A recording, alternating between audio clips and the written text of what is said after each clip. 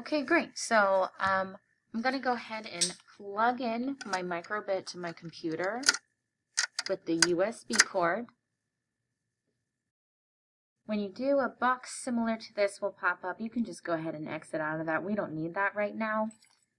And I have my code created. Okay, so my next step is I need to download it to my microbit because it's not going to go anywhere unless I download it. So the first thing that I need to do in order to download it is I have to go up over here to the three dots in the top right hand corner of your screen below your X, because I have to change a preference on my internet in order to be able to download it to my microbit.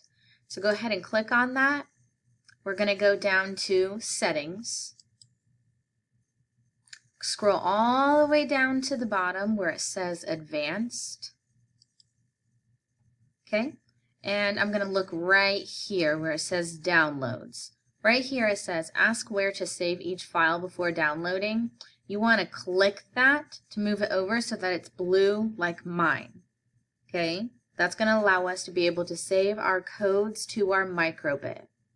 Now I'm going to go ahead and go back to my Make Code page.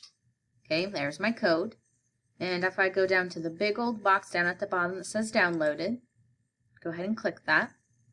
Okay, this is where we are given the option of where we want our code to be downloaded to. Okay, if we scroll down over here, you're going to see Microbit. Go ahead and click on that. Just make sure that you are tapped on Microbit, and then I'm going to hit Save.